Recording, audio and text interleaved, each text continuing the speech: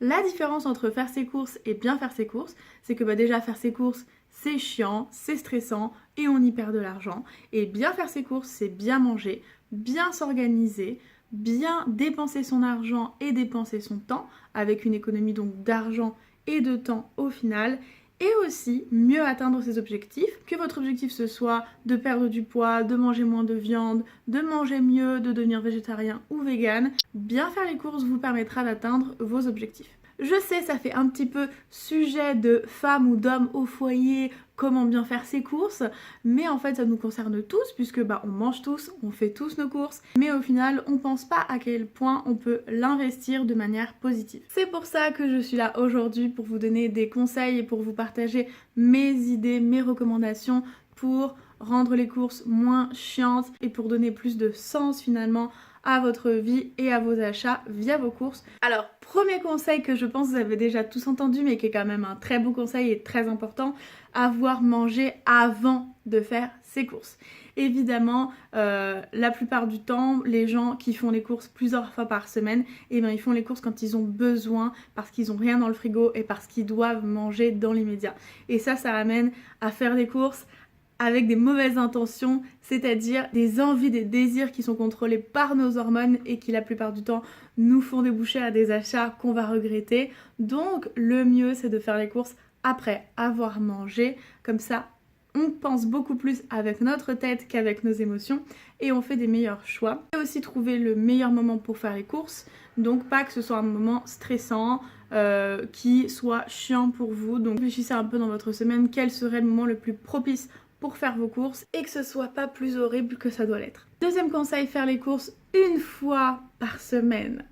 Alors je sais pas vous, peut-être que vous faites déjà les courses une fois par semaine, mais moi personnellement pendant de longues années j'ai fait les courses une fois tous les 2 jours, voire une fois par jour. Alors c'est aussi parce que j'avais une vie étudiante, donc j'avais un petit frigo, et parce que comme j'habite à Paris, tout est à proximité, donc finalement on n'a pas besoin, comme quand on habite en province ou à la campagne, de prendre la voiture, d'aller dans un supermarché grand, loin, et faire des grandes courses et les ramener pour une semaine. Évidemment, quand on a tout qui est préparé dans le frigo pour une semaine, on se rend compte à vue d'œil ce qu'on mange au fur et à mesure des jours. Par exemple, si on a trop mangé de quelque chose, soudainement il va y avoir un vide de cette chose dans le frigo et on va se dire waouh, j'ai vraiment tapé dans ça. Donc déjà ça permet de contrôler ce qu'on mange et d'être réaliste par rapport à nos écarts ou par rapport à si on ne mange pas assez justement. Aussi de faire les courses une fois par semaine et donc d'avoir le frigo et les placards remplis empêche d'avoir la flemme de manger, de cuisiner et donc de commander ou d'aller au restaurant. Le truc c'est que quand on fait les courses plusieurs fois par semaine, il y a plus de chances que parfois on sorte du travail, qu'on a la flemme, qu'on sait qu'il n'y a rien au frigo et qu'au lieu de se dire je vais faire des courses pour remplir mon frigo, on se dit je vais aller au resto ou tiens je vais aller boire des verres avec des potes, je mangerai un petit truc là-bas ou je vais commander. Évidemment tout ça c'est des tentations vers manger moins bien, voire manger mal, manger rapidement et dépenser de l'argent. Donc si c'est tout ce que vous voulez faire, manger mal, manger rapidement et dépenser de l'argent, continuez. Mais si vous avez des objectifs un peu plus honorables que ça, je vous conseille de faire les courses une fois par semaine et avec une liste. Donc mon conseil numéro 3 c'est de faire une liste.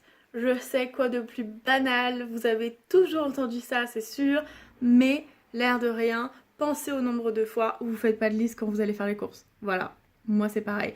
L'intérêt de faire une liste, c'est déjà de savoir à l'avance et de décider à l'avance de ce qu'on va faire à manger pour la semaine.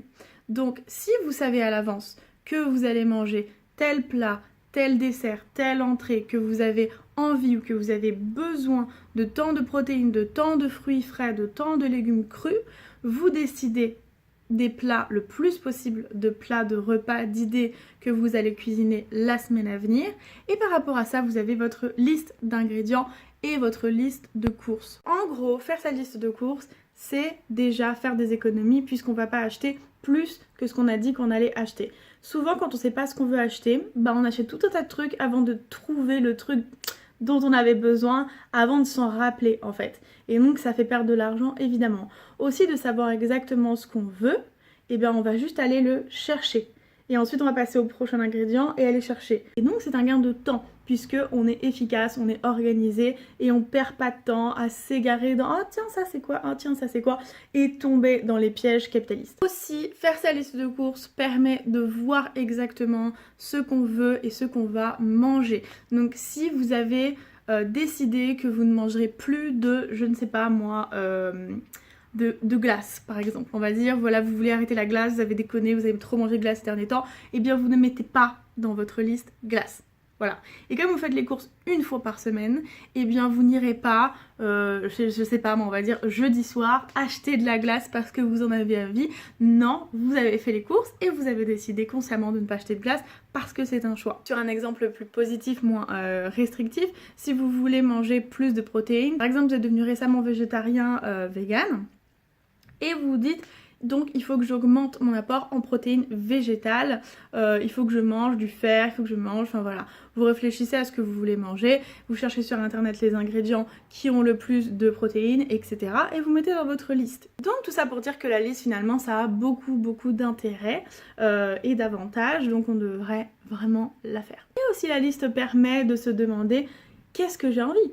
Qu'est-ce que j'ai envie, qu'est-ce qui me ferait plaisir, et ça aussi c'est une très bonne chose. D'écouter ses envies, d'être à l'écoute de ses besoins et d'être connecté à soi et de penser à son plaisir. Quatrième conseil, ne pas acheter les marques que je vais vous citer ou plutôt que je vais vous donner en barre d'infos puisque comme vous le savez certaines marques sont en collaboration avec Monsanto et c'est très mauvais d'acheter ces produits pour l'environnement, même pour votre santé.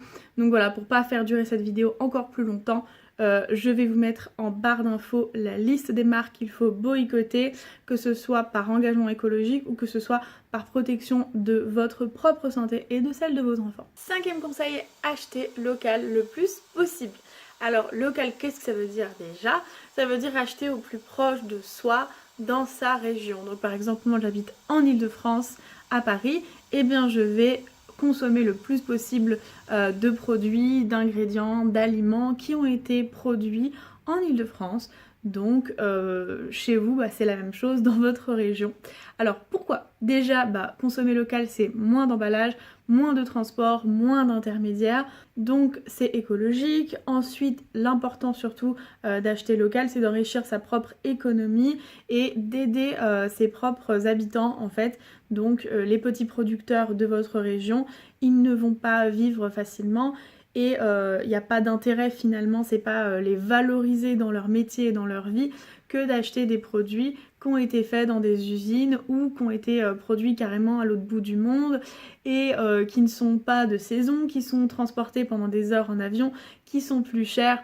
Enfin voilà, vous avez compris que ça n'a aucun intérêt de donner de l'argent à des endroits où finalement on n'habite pas pour des produits de moindre qualité. Évidemment le produit local c'est moins cher pour les raisons que je vous ai dit, parce que c'est des petits producteurs, parce que il n'y a pas d'emballage, il n'y a pas tous les coûts de production extérieurs aux autres produits qu'on achète habituellement. C'est souvent de bien meilleure qualité, la plupart des produits sont bio, sont vraiment faits dans des bonnes conditions en fait, donc voilà. Alors concrètement comment acheter local? Eh bien soit vous savez qu'au marché du coin il y a tel producteur de votre région qui vend.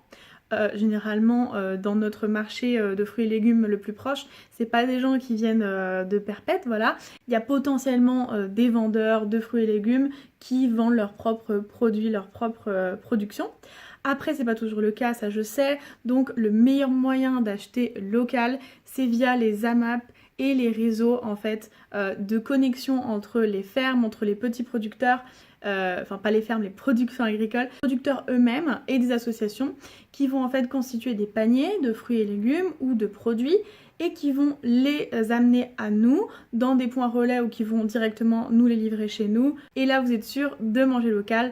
Donc je vous mettrai en lien, en barre d'infos, les sites qui vous permettent d'acheter ces fruits et légumes, ces paniers qui sont vraiment pas chers. Moi je fais ça depuis des années Et du coup c'est cool parce que quand on mange local, on découvre des nouvelles saveurs, on découvre des produits qui sont pas au magasin, parce que les gens n'en veulent pas, ou même tout simplement si le magasin on n'aurait pas regardé parce qu'on n'a pas l'habitude de chercher ça. Donc ça ouvre l'esprit, c'est cool. Sixième point, manger de saison. Donc c'est logique que si vous mangez local, vous mangez de saison. Pourquoi c'est important de manger des fruits et légumes de saison? Parce que vous êtes sûr de manger des bons fruits et légumes. Forcément, c'est pas écologique, évidemment, d'acheter des fruits et des légumes qui sont pas de saison, puisqu'ils vont être créés dans des conditions pas naturelles et peut-être avec des OGM. Donc ça n'a aucun intérêt, puisque ce sera forcément plus cher et ce sera moins bon et ce sera mauvais pour la planète. Donc oubliez acheter de saison. C'est très facile de savoir ce qui est de saison. Regardez sur internet, tapez fruits et légumes de saison, boum, vous allez avoir un tableau et vous savez quoi acheter en fonction des saisons. Septième conseil, acheter en vrac. Donc je sais pas si vous avez remarqué, mais de plus en plus dans les magasins petits ou grandes surfaces, et pas que dans les magasins bio, il y a des fontaines à vrac, des endroits où on peut prendre en fait nous-mêmes dans des bocaux ou dans des sacs qu'on a, que ce soit de l'avoine, du riz, des pois chiches, tout un tas de choses, du chocolat, des céréales, en vrac. Pourquoi acheter en vrac? Parce que c'est le meilleur moyen de limiter le plastique, les emballages et tout ça qui est juste du marketing, du capitalisme extrêmement mauvais pour la planète. Et en plus, si vous achetez en vrac, vous savez ce que vous achetez, vous contrôlez votre produit. Quand vous achetez par exemple de l'avoine, eh bien vous achetez uniquement de l'avoine. Que quand vous achetez de l'avoine dans un paquet qui a été créé dans une usine, etc. Et bien vous regardez, il y a des traces de gluten, des traces de lait, des traces du sel, du conservateur, du sucre, des trucs qui n'ont aucun intérêt pour qui que ce soit. Donc voilà, si vous avez la version en vrac, prenez-la en vrac. C'est extrêmement écologique, c'est une bonne chose que vous faites pour votre porte-monnaie parce que c'est moins cher et pour la planète. Concrètement, comment on fait pour acheter en vrac? Eh bien, quand vous achetez des bocaux, alors oui, privilégiez d'acheter des bocaux en verre que des conserves. Déjà, ce sera de meilleure qualité et ensuite, ça vous servira de récipient pour mettre vos trucs en vrac. Donc, si par exemple vous achetez des pois chiches ou de la ratatouille dans un bocal en verre, vous ne le jetez pas, vous le nettoyez, vous le gardez chez vous et vous l'emmenez avec vous quand vous allez faire vos courses et vous le remplissez de ce que vous voulez, vos pâtes, votre avoine, votre riz, peu importe, tout ce que vous achetez en vrac, ce sera beaucoup mieux sur tous les plans. Huitième conseil, si vous voulez, manger sain et manger pas cher, donc faire des économies, tout simplement acheter des fruits et des légumes. Il y a un moment, il va falloir arrêter avec ce truc de les fruits et les légumes, c'est cher, on peut pas en manger, c'est n'importe quoi. Il n'y a rien de moins cher, et croyez-moi, que les fruits et les légumes. Donc, parmi ces fruits et les légumes les moins chers, il y a les tomates, les oignons, les haricots, le maïs, les pommes de terre, les carottes, les bananes, les oranges, les pommes. Regardez le prix au kilo, faites un calcul si vous achetiez quelque chose de tout fait ou enfin voilà, faites un calcul par rapport à ce que vous achetez d'habitude que vous pensez moins cher et vous verrez très très très vite que vraiment vous allez faire des économies et que vous allez en plus manger mieux. Alors pour acheter des fruits et légumes, le moins cher c'est le marché.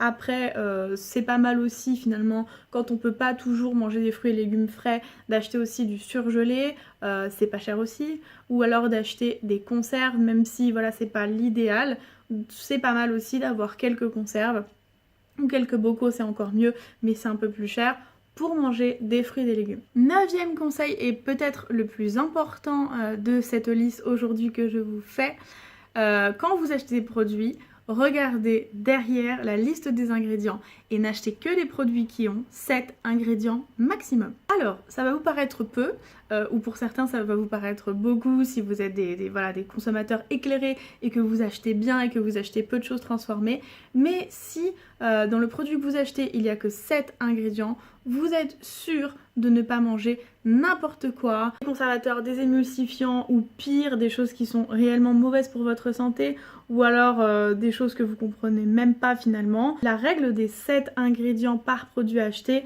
est la meilleure règle pour éviter de manger de la merde, pour parler vulgairement, puisque si vous achetez, je sais pas moi par exemple, de la sauce tomate, eh bien vous vous attendez à ce que dans la sauce tomate il y a de la tomate, on est d'accord, des oignons, peut-être des carottes, du céleri et du sel.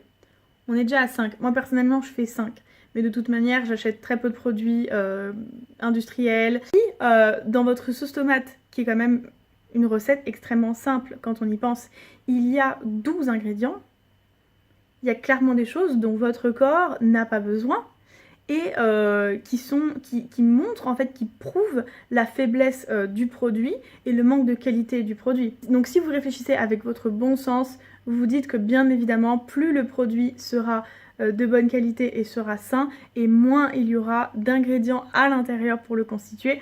Donc voilà, c'est un très bon moyen, vraiment extrêmement pertinent de manger sain et de manger pas cher, parce que figurez-vous que la plupart des produits, et c'est des produits de grandes marques qui sont les plus chers, c'est ceux qui ont le plus d'ingrédients dedans. Quand vous allez dans les magasins discount comme Lidl, eh bien vos produits sont moins chers, mais surtout il y a très peu d'ingrédients et souvent pas émulsifiants. Enfin voilà, par exemple vous prenez une sauce tomate Lidl et une sauce tomate, je sais pas moi, Panzani, comparez et vous allez voir. Enfin, 10e conseil et dernier conseil, avoir son essentiel de garde à manger dans sa tête et le mettre dans sa liste. Ce qui veut dire que vous savez ce que vous avez toujours besoin en fonction de vos goûts, en fonction de vos préférences et en fonction des recettes que vous faites le plus souvent.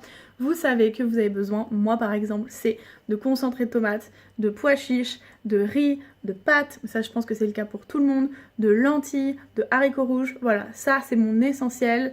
Et il doit toujours y avoir ça dans mon garde-manger. Donc c'est un moyen de ne pas s'égarer en fait, de ne pas oublier ses essentiels et d'être sûr de ce qu'on mange, de bien manger. Par exemple, moi, pourquoi pois chiches, haricots, lentilles? Parce que c'est des protéines. Pourquoi des pâtes et du riz? Parce que c'est des glucides et que donc c'est un bon accompagnement. C'est une bonne base en fait dans une assiette équilibrée d'avoir des glucides, des fibres, plein de minéraux, enfin voilà. Après vous faites comme vous voulez, si vous avez toujours besoin de chips, c'est bien, mettez des chips si ça vous rassure. Comme ça, vous achetez pas n'importe quoi et vous êtes sûr que vous avez toujours ce qu'il vous faut chez vous. Voilà, c'était un petit peu long tous ces conseils, mais vous voyez au final on a beaucoup de choses à apprendre de comment on fait les courses et à réfléchir et à réapprendre au final sur nos habitudes. Donc j'espère que cette petite réflexion et ces petits conseils de vie pratique vous ont plu et que ça vous aide. Dites-moi en commentaire s'il y en a que vous faites déjà ou s'il y en a que vous faites et que vous voulez m'apprendre. Je serais ravie de découvrir d'autres conseils pour mieux m'alimenter, avoir un impact plus favorable sur l'environnement et sur ma santé via mes courses. Et je vous dis à demain pour vous apprendre comment cuisiner plus souvent. Donc c'est un peu la suite de cette vidéo. Maintenant qu'on sait comment mieux s'organiser pour faire les courses, je vous dirai demain quelques conseils et surtout une méthode pour vraiment passer peu de temps à la cuisine, mais pour manger très souvent cuisiné. Donc je vous dis à demain.